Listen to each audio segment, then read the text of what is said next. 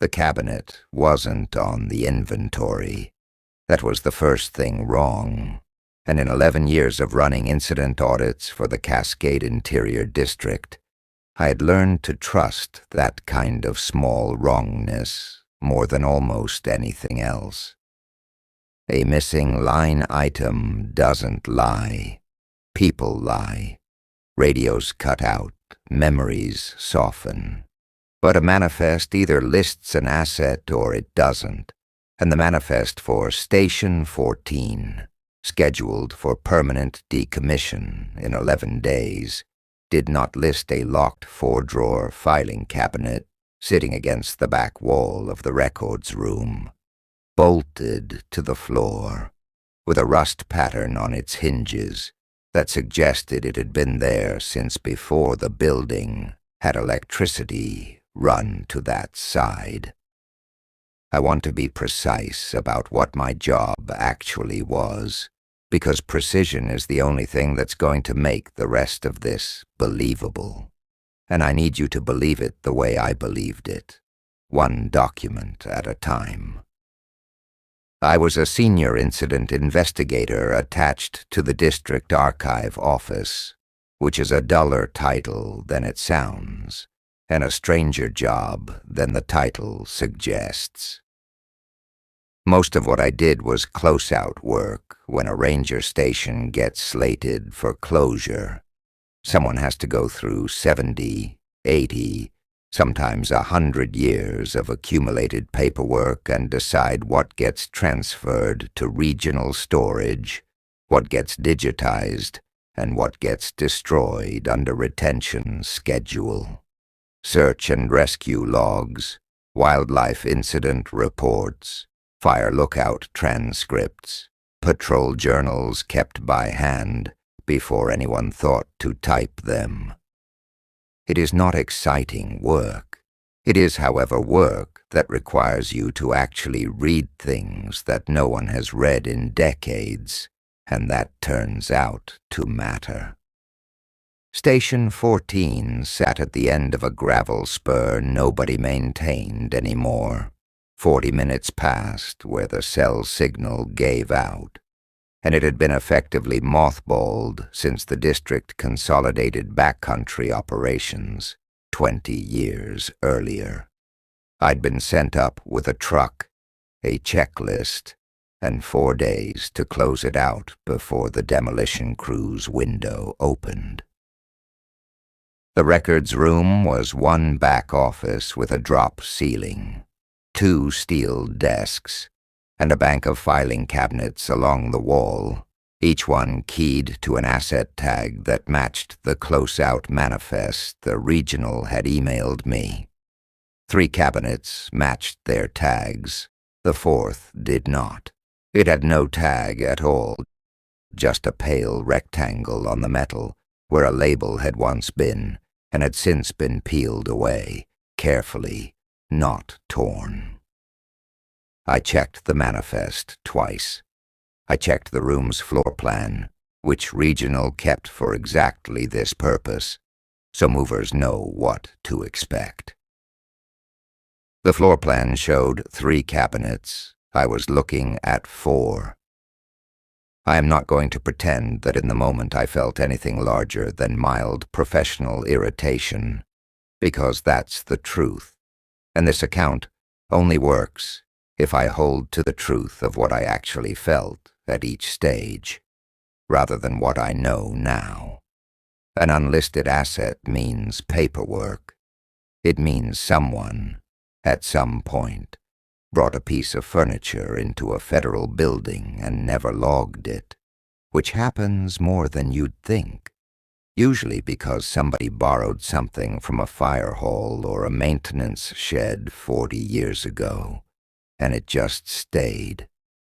I photographed the cabinet for the discrepancy report, tried the top drawer, found it locked, and moved on to the rest of the room, because I had a checklist and 4 days. I came back to it 2 hours later, only because I couldn't find a key that opened anything else in the building, and process required me to at least attempt entry before flagging it for a locksmith. The lock was old enough that a flathead screwdriver from the station's tool room did the job in about 90 seconds. The top 3 drawers held exactly what you'd expect: fire suppression reports from the 70s, a stack of expired grazing permits, a dead mouse. The bottom drawer held one item, a binder, olive drab, government issue, but of a style I didn't recognize from any active or retired series I knew, and I knew most of them, because knowing them was my job.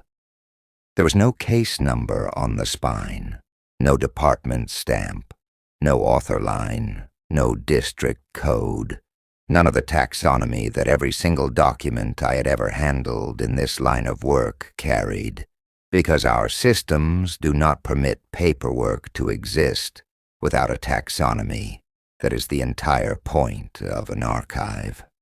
On the cover, centered, typed on a machine whose typeface I could not place, were 2 words: Forest Record. I want to tell you that I felt something then. I didn't. I felt the specific, low-grade satisfaction of a person who has found an anomaly they can write a memo about. I opened it expecting a misfiled environmental assessment or somebody's decommissioned personal journal, the kind of thing rangers used to keep before anyone cared about chain of custody. The first entry was dated March of 1954. It described a missing hiker case out of a drainage 2 ridges over from where I was standing, a name, an approximate last known position, a search duration of 6 days. That much was unremarkable. Missing person cases from that era exist in dozens of stations' archives, and I'd read 100 of them. What stopped me was the search narrative. It described 3 separate search teams independently walking a compass, bearing that should have taken them to the same drainage, and arriving each time at 3 different drainages, none of which matched the map. The entry noted this without any apparent alarm, the way you'd note a barometric reading. At the bottom, in a hand that was neither typed nor the same hand as the entry above it, was a single sentence: Record updated, Forest acknowledged. I turned the page. Another entry, 1961. A fire lookout on a since decommissioned tower reported smoke rising from a valley that, per the surveyed terrain of the district, did not contain a valley. The elevation data showed a continuous ridge where the lookout's transcript described a bowl of open ground with smoke rising from its center. A ground team was dispatched. The transcript of their radio traffic was included, 3 pages of it, ending mid-transmission. Below it, record updated, Forest acknowledged. I sat down at one of the steel desks and went through the entire binder in about 40 minutes, standing up twice to make sure the outer office door was still shut, which in retrospect tells you something about what my body already understood before my mind caught up to it. There were, by my count, that first pass, 31 entries spanning from 1954 to what appeared to be the early 2000s, though the later entries had no dates at all, just the same closing sentence. A trail that 4 separate maintenance crews, across 3 different decades, logged in 3 different locations, each certain the others were the ones who'd made an error. A search helicopter's photographic log showing a set of footprints crossing a scree slope with a pitch too steep for any person to stand on, continuing for 1,100 feet, then stopping in the open, with no return track, and no body ever found. A backcountry permit issued for a campsite that did not appear on any trail atlas the district had ever published, filled out in a visitor's own hand, countersigned by a ranger whose personnel file I checked, later obsessively showed him on leave, out of state, on the date of the counter-signature. Every entry, all 31, ended the same way. Different pens, different decades, the same 11 words. I did the only reasonable thing a person in my position could do, which was assume forgery, or a long-running inside joke among rangers with too much time on their hands during shoulder season. And I set out to disprove it, because disproving things is also my job. I started with the signatures. 6 of the 31 entries were signed, in addition to the closing line, by rangers whose names I recognized from personnel records, men and women who'd worked the district decades earlier, some of whom I knew were still alive, retired, reachable. I found 3 of them through the district's retiree correspondence list, and over the following week I called each one, identifying myself, explaining I was closing out Station 14 and had come across an unusual bound record with their name in it. The first, a woman named Corinne Al-Bakri, who had run backcountry patrol out of that district for 22 years, told me flatly that no such binder existed, that she had never seen it, and that she did not appreciate being asked about it. I want to note the specific texture of that call, because it was not the texture of someone who had forgotten something. It was the texture of someone declining, with practiced ease, to discuss something she remembered perfectly well. When I read her the date and the incident description tied to her signature, a 1979 search for 2 overdue climbers, there was a silence on the line, long enough that I checked to see if the call had dropped. Then she said, "I'm going to give you some advice you didn't ask for. Close the drawer and finish your inventory," and hung up. The second retiree, a man named Deacon Pruitt, was more direct in a different way. He laughed, not unkindly, and said, "So you found it too." Then before I could ask what "too" meant, he told me he had a doctor's appointment and would call me back. He never did. I called 4 more times over the next 2 weeks. The number was disconnected on the 5th attempt. The third reached through his daughter because he'd since moved into assisted living and no longer used a phone, sent word back through her that he did not remember signing any such document, that his memory wasn't what it used to be, and that his daughter would appreciate it if I didn't call again, because these questions upset him. None of that proves anything on its own. People forget.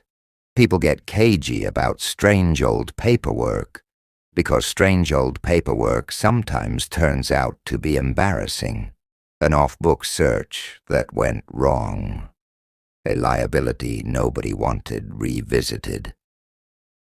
I told myself that for longer than I should have. What I could not explain away was the archive inventory itself. Regional keeps an annual asset log for every district station, a bureaucratic ritual so tedious that nobody reads it until they need to, which is exactly when I needed to. I pulled Station 14's inventory records, going back as far as digitization allowed, and then requested the pre-digital microfiche for the years before that, which took the archive office 9 days to locate and mail me. Every single year, going back to 1968, the earliest year for which any inventory existed, one line item appeared, unchanged, in the records room asset section. 1 bound incident record, restricted, location, records room, Cabinet 4. Cabinet 4 did not exist on the current floor plan. It had never existed on any floor plan filed with Regional, but it existed every year for 56 years on the asset inventory, filled out and initialed by whoever staffed that station that year, different names, different decades, the same unwavering line. I called my direct supervisor, a district records manager named Holt, who I'd worked under for 6 years, and trusted about as much as I trusted anyone in this job, and I told her what I'd found, expecting her to be interested, maybe mildly alarmed on my behalf, the way you'd want your supervisor to be if you handed them proof that a federal facility had been quietly, consistently misrepresenting its own contents for over half a century. She was quiet for a moment and then asked me, in a tone I can only describe as careful, whether I had removed the binder from the premises. I hadn't yet. I told her so.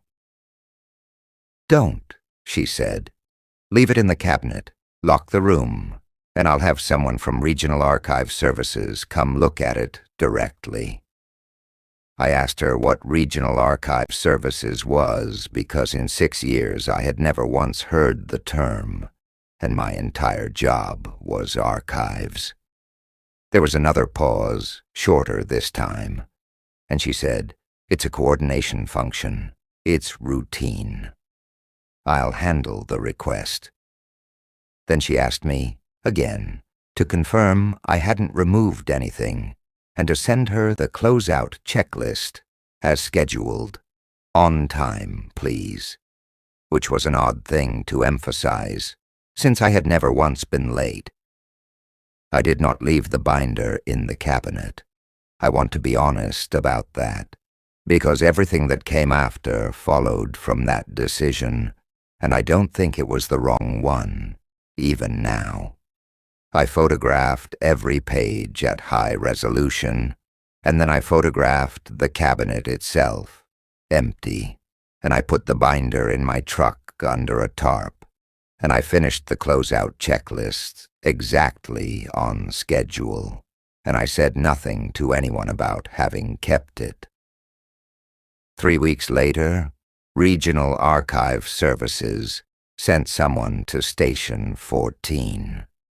I know this because the demolition contractor mentioned it to me, unprompted, when I called him about an unrelated scheduling question. He said the district had sent a 2-person team out ahead of schedule specifically to clear the records room by hand, rather than let the demolition crew's dumpster contractor handle it, which was unusual, he said, because normally the district didn't care what happened to a closed station's leftover files. I asked him what Cabinet 4 looked like when they left. He said there were 4 cabinets when he first walked the room for his estimate, and 3 when the district team was done. He hadn't thought anything of it. I want to walk you through what I did over the following 4 months, because it is the part of this that I am least proud of and most certain about, in that order. I began cross-referencing the 31 entries against every incident report, search and rescue file, and radio transcript I could access through my normal clearance, which for a senior incident investigator is fairly broad. What I found was this: every single documented anomaly in the ledger had a corresponding official file elsewhere in the district's records, but in every case the official file's conclusion diverged from the ledger's account in one specific, consistent way. The official 1961 Fire Lookout Report, for instance, concluded that the smoke sighting had been a sun glare misidentification, no further action required, and the ground team's dispatch was not mentioned at all. There was no record that a team had ever been sent. The ledger's radio transcript, 3 pages of increasingly confused traffic ending mid-word, did not exist anywhere in official archives. I had, effectively, the only surviving copy of what had actually happened, sitting next to the version that had been written to replace it. This pattern held for entry after entry. Somewhere between the event and the archive, each incident had been quietly rewritten into something explicable, and the explicable version was the one that survived in the system everyone else could see. The ledger was not a supplement to the record. It was the discarded original, kept by whom I still didn't know, in a cabinet that officially did not exist.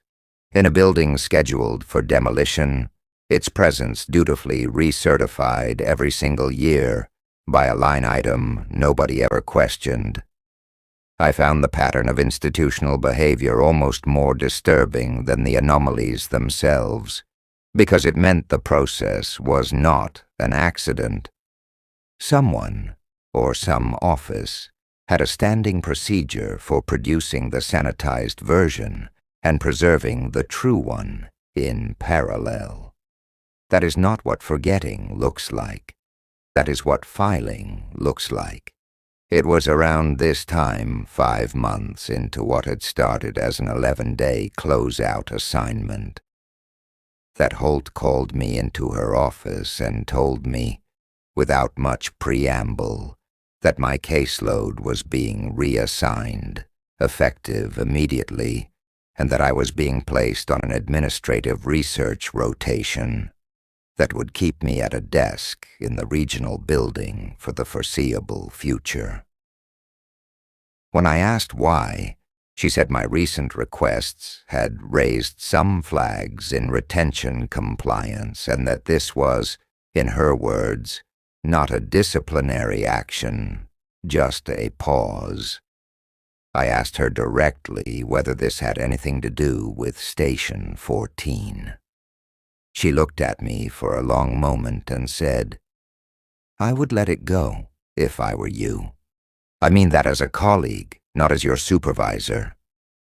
Then she asked again whether I still had the binder. I lied to her for the first time in 6 years of working together and told her I'd left it at the station per her instructions. I don't know if she believed me. I don't know, even now, whether she was protecting me, or the record, or herself, or something else entirely. I did not let it go. What I found, in the research rotation that was ostensibly meant to keep me occupied with harmless retention compliance busy work, was an internal directive, Archive Directive 14-C, dated 1968, restricted circulation, the same year the asset inventory had first begun listing Cabinet 4, instructing station personnel on the maintenance and non-disclosure of the forest record. It did not explain what the forest record was or why it needed maintaining. It specified, in dry procedural language, that any personnel who became aware of a discrepancy between field observation and official incident closure should document the discrepancy in the appropriate binder, if present. and that the binder itself was never to be photographed, removed, transcribed, or discussed outside authorized channels. It further specified, and this is the line that has stayed with me longer than anything else in this entire account, that the binder was not to be altered, corrected, or edited under any circumstance, as the record reflects, and does not generate forest condition. The record reflects and does not generate. I read that sentence probably 200 times over the following weeks, because it was the only piece of institutional language in the entire directive that admitted, even obliquely, to a theory of what the thing actually was. Every other document I'd found treated the ledger as an object to be managed, stored, inventoried, kept from prying eyes. This one sentence, buried in a 56-year-old procedural memo nobody was supposed to read twice, suggested that whoever wrote it did not believe the ledger was recording what people had witnessed. They believed it was recording what the forest itself understood to be true, and that the forest's understanding was a thing that preceded and did not depend on any ranger writing it down. I tried, after that, to find the office responsible for Directive 14-C. There was no office. There was a routing code, 3 letters, and a number that did not correspond to any division in the current org chart, the historical org chart, or any personnel directory I could access. I submitted 3 formal records requests for information about that routing code.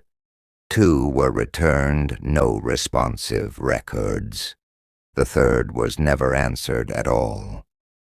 I want to describe, honestly, what those months did to me, because the emotional part of this matters as much as the documentary part, and I promised myself when I started writing this down that I would not sand off the parts that don't reflect well on me. I stopped sleeping through the night. I kept the binder in a fireproof lockbox in a storage unit under a name that wasn't mine, which is an absurd thing for a federal employee to do, and which I did anyway. I stopped returning calls from people who weren't asking me about the case, because everyone who wasn't asking me about the case felt to me like a waste of the time I needed to spend on it. My wife, who had been patient with the long hours my job had always required, was less patient with the version of me that came home from a desk job in regional and then stayed up until 3 in the morning, cross-referencing radio call signs from 1961. I don't blame her for the distance that opened up between us that year. I made it. I want to be precise about that, too. There was a period near the end of that first year where I genuinely could not tell whether I was uncovering a conspiracy or constructing one, and I think that uncertainty is the actual center of what this kind of investigation does to a person. Every new piece of evidence was real. I can attest to that. I have the photographs, the microfiche, the directive itself, none of which I invented, but the meaning I was assembling out of that evidence had a shape that fit my growing obsession a little too conveniently, and I knew that. And I kept going anyway, because stopping felt by then like a kind of amputation. What finally moved things forward again was not a document. It was Deacon Pruitt. He called me 11 months after our first conversation from a number I didn't recognize and said he'd been thinking about it and that he wanted to talk in person, not on the phone, and that I should come alone. I drove 4 hours to a diner outside a town I'd never had reason to visit, and he was already seated when I arrived. An old man in a canvas coat, hands wrapped around a coffee he wasn't drinking. He told me he'd signed one entry in that ledger in 1988, and that it was the only time in a 30-year career he'd ever seen it, because the previous station supervisor had shown it to him once, deliberately, as part of what he called the handoff. An informal, unwritten practice, he said, that existed alongside the formal directive, where a retiring or transferring ranger who'd been read into the record's existence would quietly show it to one successor they trusted, not as an order, but as a kindness, so the next person wouldn't stumble onto it cold the way I had. He said his own predecessor had told him almost nothing else about it.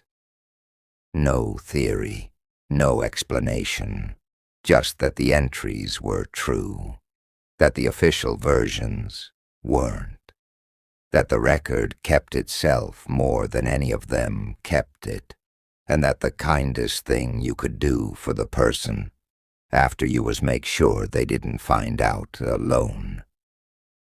He never did the handoff himself. He told me that was his one regret from 30 years in that district, that when his own time came to retire, he'd been afraid, or tired, or both, and he'd simply left and let whoever came next find Cabinet 4 the way he had, and the way I eventually did. "You're not the first person to go where you're going," he told me. "You won't be the last. Nobody who's found that book has ever gotten it to stop. All you can do is decide what kind of custodian you're going to be while it's yours." I asked him what he meant by yours. He said, "You kept it, didn't you?" It wasn't a question. I told him I had. He nodded like that settled something, finished his coffee, and told me he was glad someone had finally done the handoff for him, even if it was 30 years late and he was the one receiving it instead of giving it. That was the last time I spoke to him. He died the following spring. I did not go to the funeral, because I did not think Corinne Al-Bakri, who I assume attended, would want to see me there, and because by then I understood something about the ledger that I hadn't understood at our first colder conversation, that the people who declined to talk to me weren't hiding a scandal. They were protecting the only inheritance the institution had ever offered them, the choice not to carry it, passed forward as a mercy, the same way Deacon had failed to pass it and had spent 30 years regretting the failure. I made a different choice. I don't know if it was the right one. 2 years after finding the ledger, I stopped pursuing the routing code, stopped submitting records requests that would never be answered, stopped trying to identify regional archive services as a real office with real people in it. I did not stop because I found an answer. I stopped because I understood, finally, that the directive sentence the record reflects and does not generate was not a clue pointing toward a larger conspiracy I could eventually expose. It was the entire truth the institution had ever managed to extract from 70 years of trying, and it was incomplete, and it would stay incomplete no matter how many more names I called or drawers I searched, because the thing being described did not originate in any office I could subpoena. Somewhere in that district, across decades, in weather stations and lookout towers and drainages that didn't match the maps, something had been happening that the forest understood, before any ranger radioed it in, and the ledger was not the cause of that. It was the forest's own filing system, and the Park Service had simply, at some point in the last century, been made its custodian, the way you become the custodian of a river by building a dam across it. You don't control the water. You just decide how it's allowed to move through the part you can see. I requested early retirement the year after that, citing personal reasons, which was true, in the sense that everything in this account is personal and false, in the sense that I did not explain any of it to the review board that approved my pension. Holt signed off on it without comment. I have not spoken to her since. I kept the binder. I photographed it in full a second time, and placed both the physical copy and the digital backups somewhere I am not going to describe here, because I have thought about this decision longer than I've thought about almost anything else in my life, and I've decided that the handoff Deacon never made for himself is not one I intend to skip. For 6 years after retiring, nothing happened. I want that on the record as clearly as everything else. 6 years of an ordinary, quiet life, in which I did not think about Cabinet 4 every day, and sometimes went weeks without thinking about it at all, and started cautiously to believe that whatever custodianship had been asked of me might simply end with my attention, the way a held breath ends when you finally let it go. Then, last October, a package arrived at the house with no return address, postmarked from a town 2 hours from Station 14 that I had never had any reason to visit and have still never visited. Inside was the ledger, not a copy, the binder itself, the same olive drab cover, the same peeled label rectangle, heavier in my hands than I remembered it, because it was thicker noticeably, unmistakably thicker. 40 or 50 pages heavier than the version I had photographed and hidden away 6 years earlier. The version I had never returned to that cabinet. The version that, as far as I knew, no living person besides me had touched since. I did not open it for 3 days. I want that detail included too, because I think it says more about what I understood by then than anything I could explain directly. When I finally did, I read through the new entries, in order 19 of them, spanning the 6 years of my retirement, incidents I had no way of verifying and no intention of trying to, because I already knew by then exactly how that process would go, and I did not have another 5 years in me to spend on it.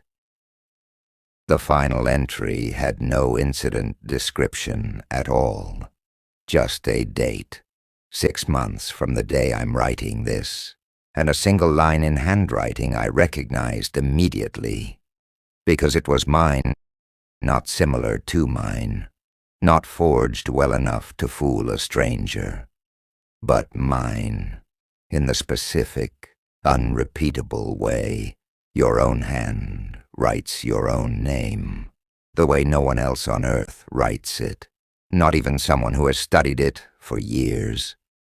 Investigation complete. Record updated. I have not gone back to that district. I have not called anyone from that office. I have not, in any way I am aware of, begun whatever the entry describes as already finished. I'm telling you this now, in full, for the same reason Deacon Pruitt drove 4 hours to tell me what little he knew. 30 years too late for it to help him, and just in time, he must have hoped to help me. Because somewhere, right now, a ranger is standing in front of a filing cabinet that isn't on their inventory, and I would rather they hear it from someone who survived asking the question than find out alone, the way I did, the way all 31 names before me did, each one certain, right up until the moment they weren't, that this time the record was only describing what had already happened, and not, in its own patient and illegible way, what was about to.